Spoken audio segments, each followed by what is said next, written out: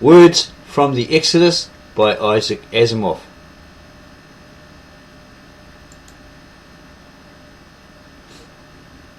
Words from the Exodus, Isaac Asimov, illustrated by William Bars.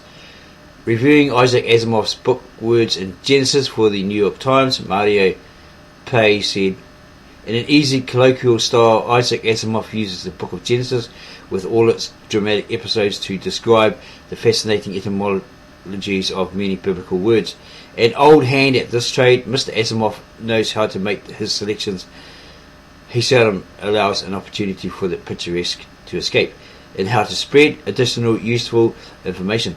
And Daniel Polang in the Christian Herald called it a fine and scholarly book, but, as Professor Asimov says, can one take up the Bible and leave it after the first book?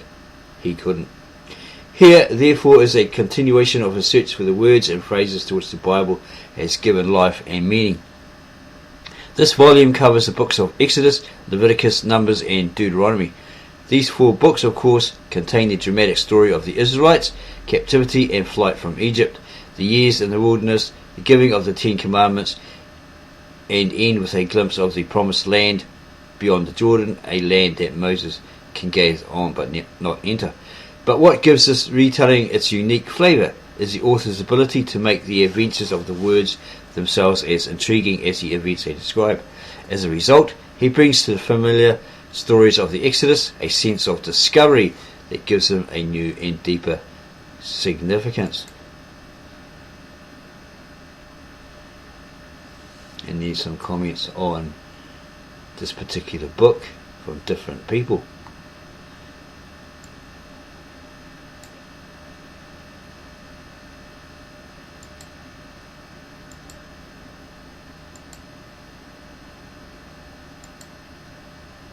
Contents page.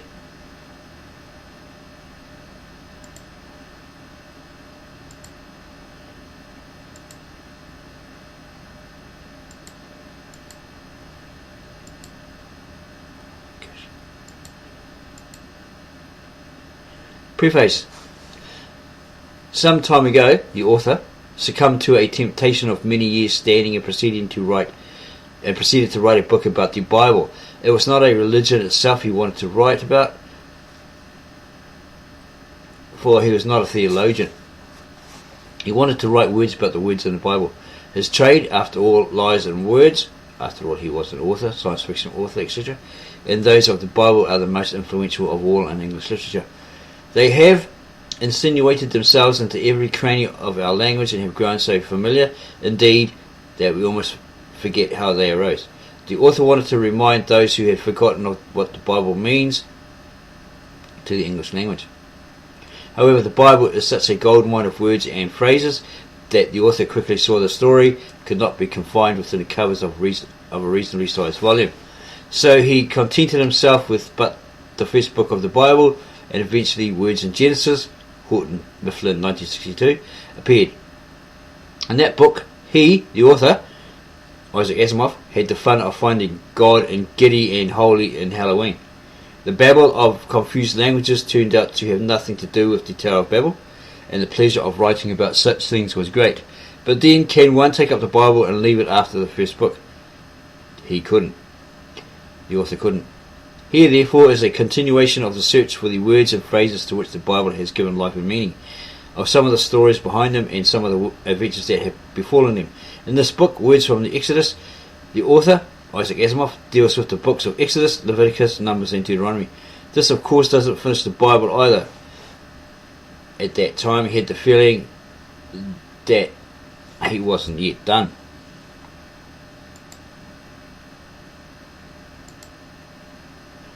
Egypt.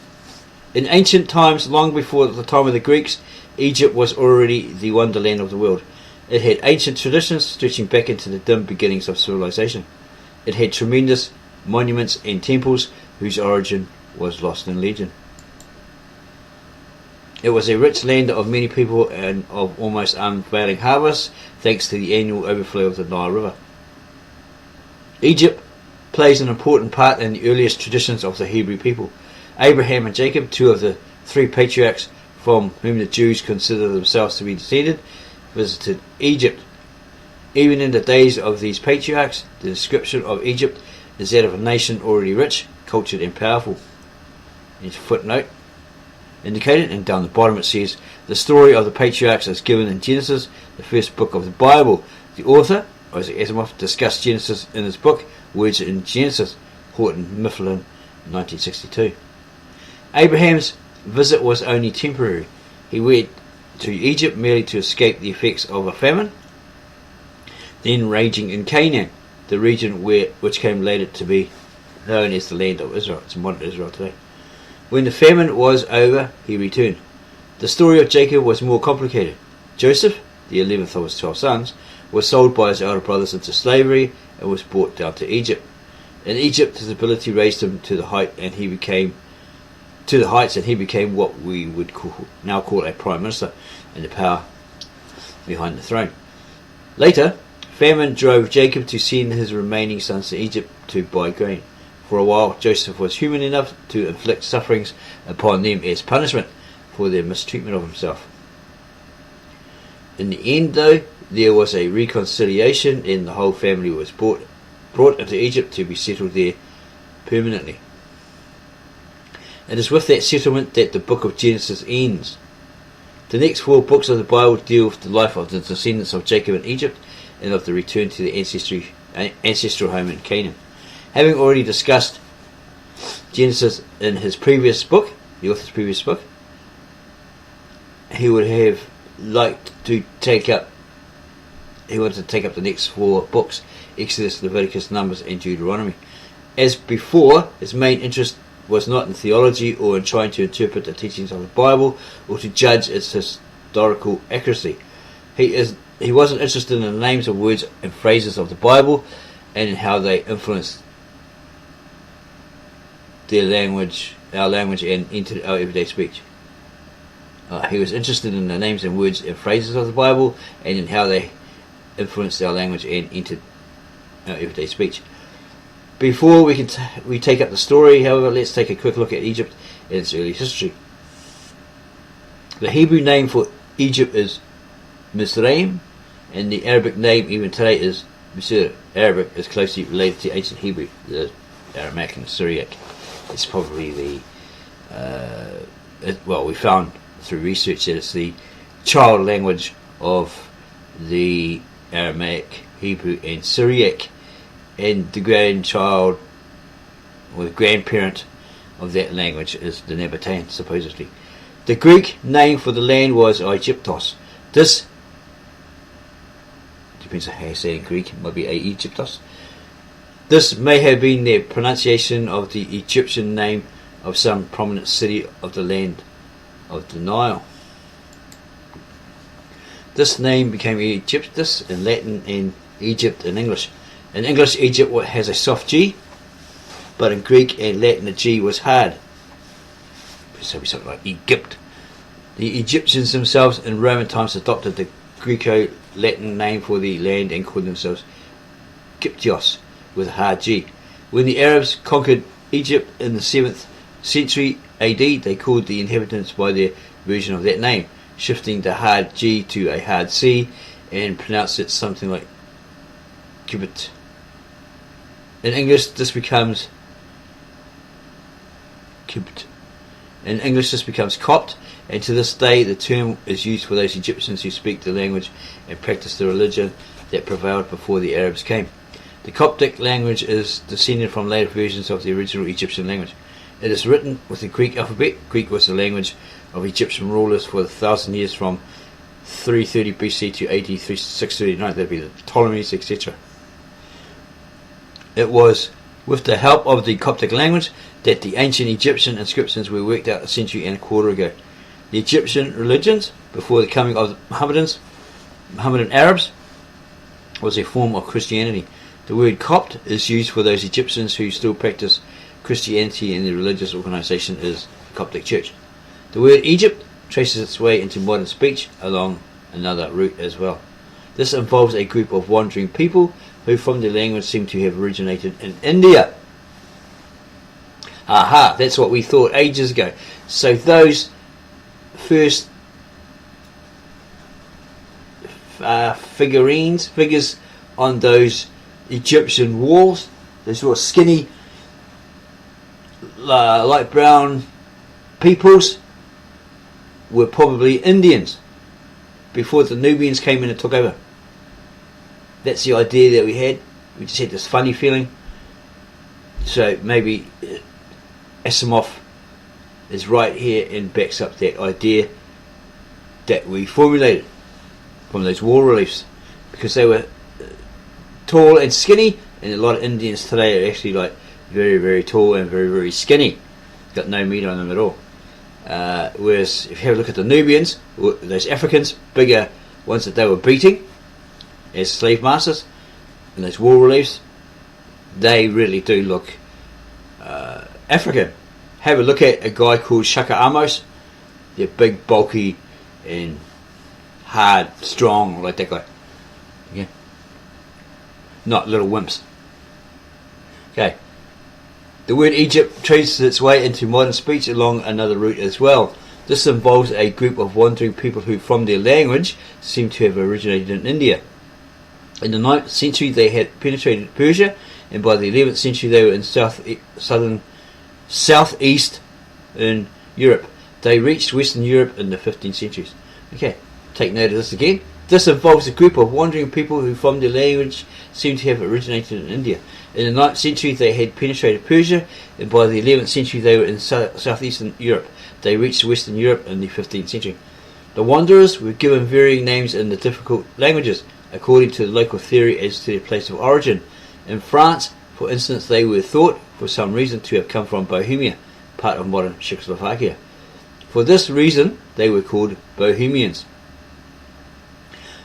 These wanderers did not fit into the settled society which surrounded them, but insisted on keeping their own customs. Consequently, anyone who lived a wandering life or who refused to settle down but insisted on being unconventional was called a Bohemian by the French. The word was picked up by the English-speaking people, and we talk of the Bohemian life of Greenwich Village in New York, for instance.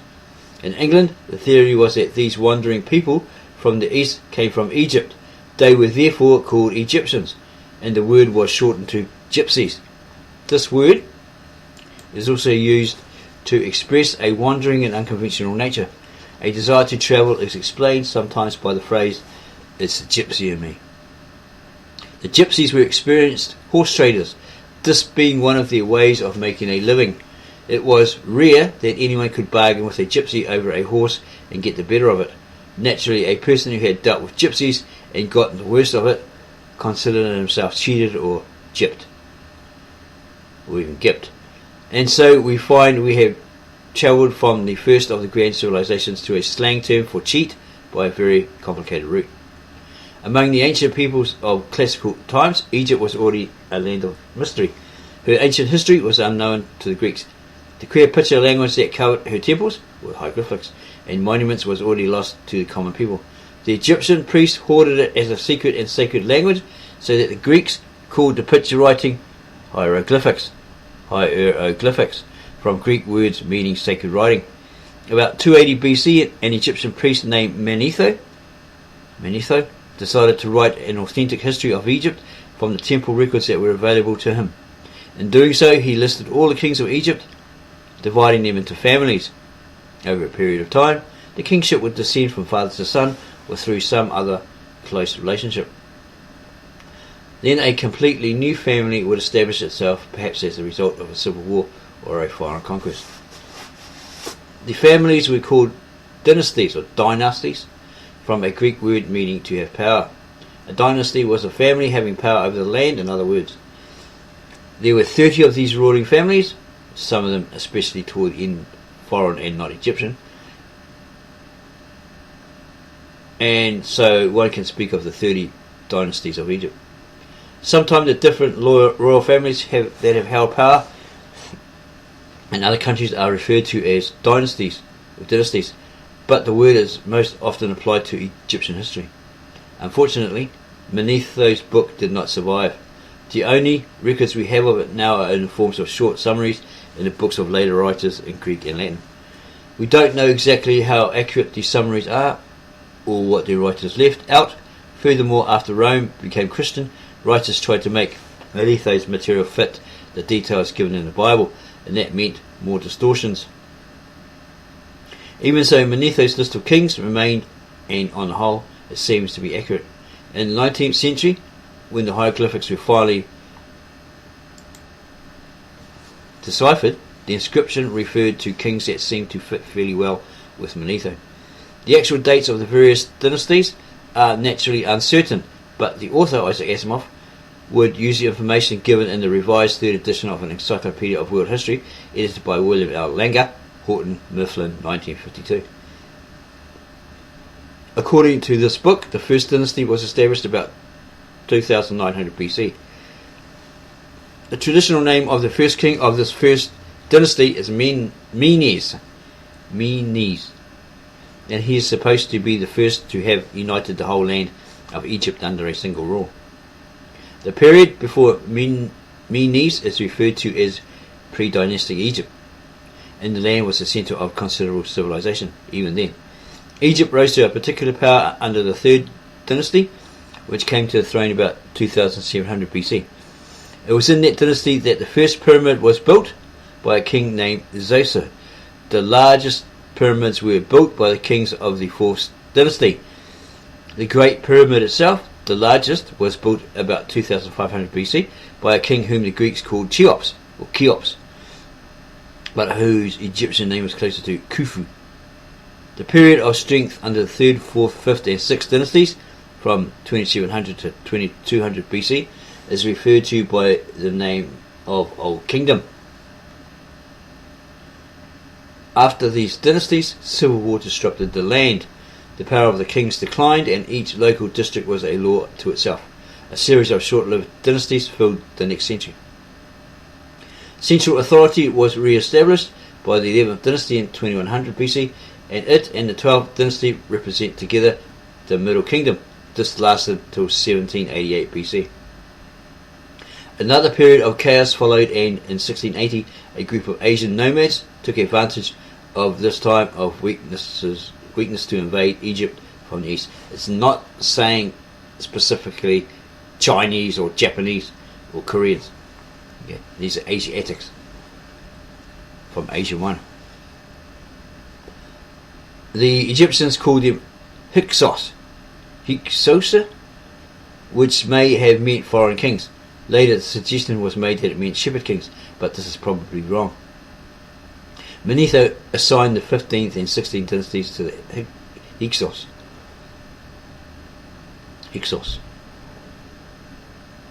The Egyptians finally rose in revolt against the Hyksos, and in 1600 BC a group of Egyptian rebels set up a native government in opposition to the Asians, or the Asiatics.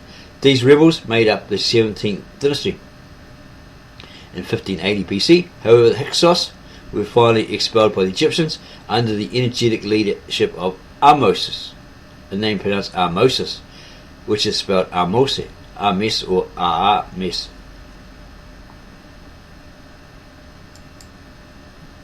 For there is always some argument as to the exact English letters into which to convert the Egyptian picture writing or hieroglyphics. Ahmoses was the first king of the 18th dynasty. From the standpoint of military power and warlike glory, the 18th dynasty marks the Egyptian peak. Thutmoses of that dynasty, ruling from 1501 to 1447 BC, conquered large sections of Asian land, or the Asiatics, to the northeast of Egypt.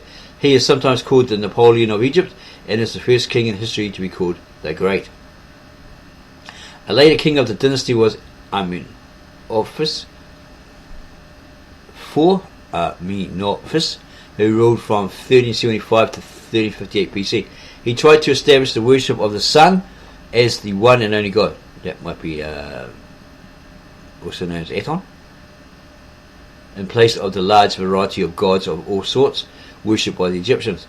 He even abandoned his name because it contained that of the god Amen, and adopted the name Ikhenaton because it contained Aton, the name of the sun god. The worship of one god is monotheism, from Greek words meaning one god, while the worship of many is polytheism, many gods. Ikhenaton is sometimes called the first monotheist in history. However, Ikhenaton's Monotheism was not popular with the Egyptians, and polytheism returned to full power after Akhenaten's death. He was followed by weak young rulers, including the famous Tutankhamun, whose intact tomb was discovered in 1922. Because the priests, after his death, told all the people, let's return back to our original pantheon of gods, polytheism, and worship those before we set up this kingdom, something along those lines, and everyone agreed, so they returned to that.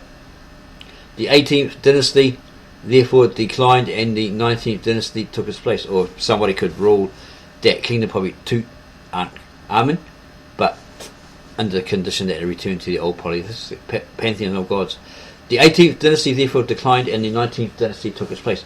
The 19th and 20th dynasties included a large number of kings named Ramses, so that the kings of the two dynasties are sometimes lumped as the Ramessids. The most powerful of the Ramessids was Ramses II, who enjoyed a long rule from 1292 to 1225 BC, and who fought wars in Asia against the Asiatics. And after him, the final decline set in. During the reign of the successor of Ramses II, Muneptah,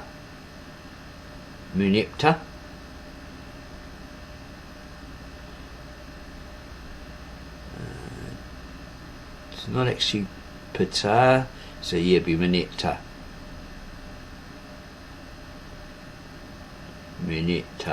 The whole ancient world was thrown into confusion by the invasion of barbarian peoples. The Egyptians called them the peoples of the sea, for they attacked Egypt from the north across the Mediterranean. They were beaten off with difficulty, but Egypt lost its Asian territories. The peoples of the sea included the Achaeans, the Greeks of whom Homer sang, who were apparently expanding from Greece across the islands of the Mediterranean and onto the Asian Minor Coast.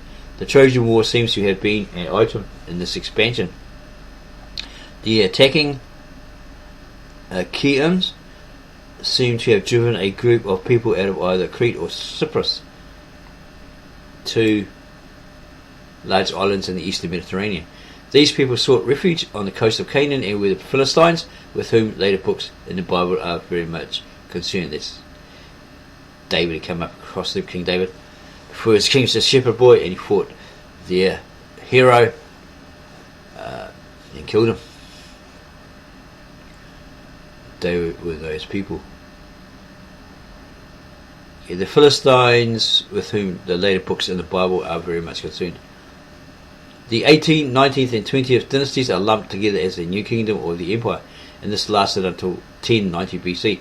By 1090 BC, however, the decline was complete and Egyptian power was over. Egypt was invaded first by Libyans from the west, then by Ethiopians from the south, and in 671 BC by Assyrians from the east.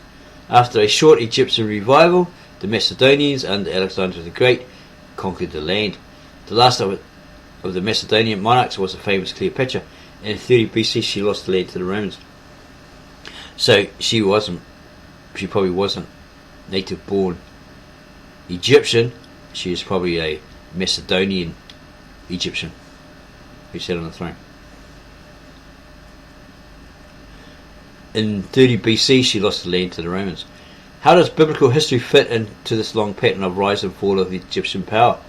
Well, actually the Bible does not give dates in the modern fashion for its events, and a lot of archaeologists in their discoveries try to fit those findings to the biblical scriptures.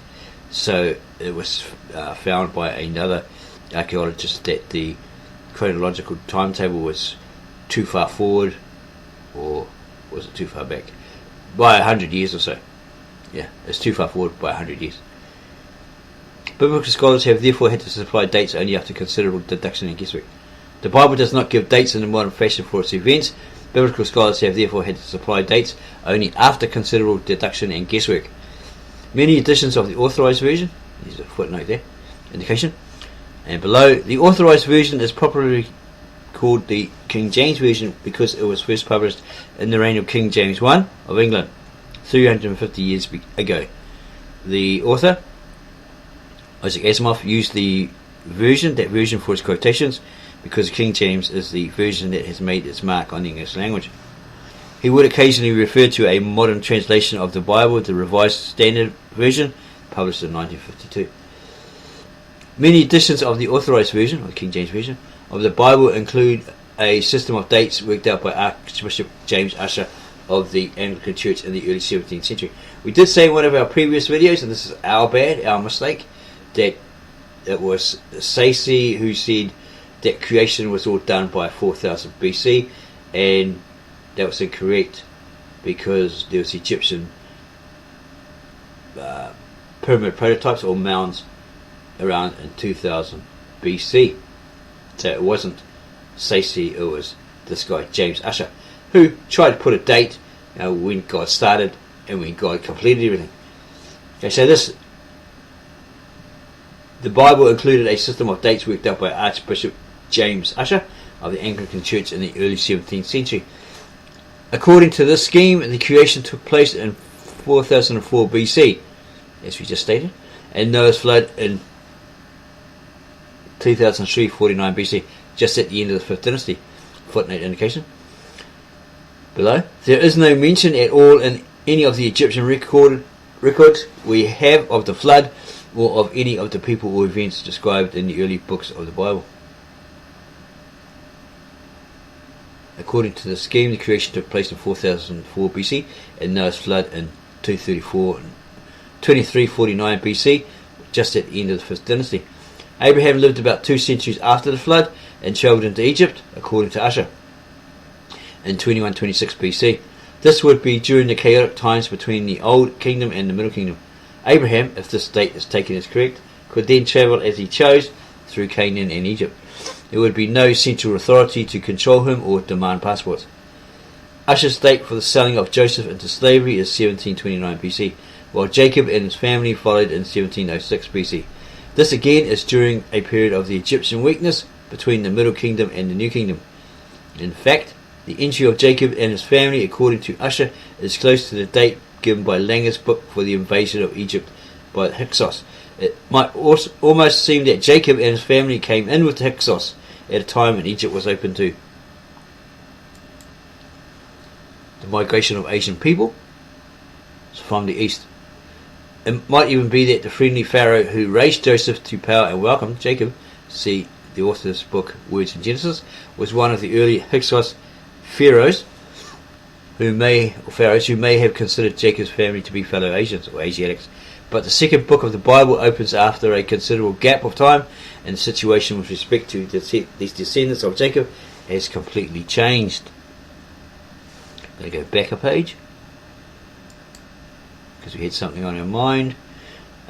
We remember coming across a statement, but we can't remember exactly where that was, over the years, that Jacob went down to Egypt, the land of plenty, because there was a famine in where he was supposedly Goshen, and he was surprised that there were other people actually there living there. These may have been those Hyksos, but whether that's true or not, we'll leave it up to you to do that research. We're not too sure now. We'll just remember that statement. Okay, so hopefully you enjoyed this section on Words from the Exodus by Isaac Asimov and the Egyptians. We may do part 2, look out for that, about Moses, the second book of the Bible, referring to Moses. If you enjoyed this video, please subscribe to our channel, give us a like, add your comments below the video, and we'll get back to you on those as soon as we can. And then go share this video, tell everybody about our other videos, have a look at our other videos, check out our entire YT channel, and let them know, well, if you want the truth, the real truth, the whole truth, and nothing but the truth, come and look at this channel, the Ministry of the Real Truth, because they don't give you no hype, no fluff, etc. And as they just did, if they make a mistake, they admit it, and they try to rectify it, right? They let you know, try to rectify it. And if you're the one that brings it to our attention nicely, we'll give you that credit. because you're most deserving of it. So yeah, again, subscribe to our channel if you liked it, like this video. Give us a like, add your comments below, and go share all our videos, and this video particularly, with all your family, friends, and others. God bless you, keep you safe, keep you abundant, and protect you with His love, grace, and mercy. Through His grace, love, and mercy.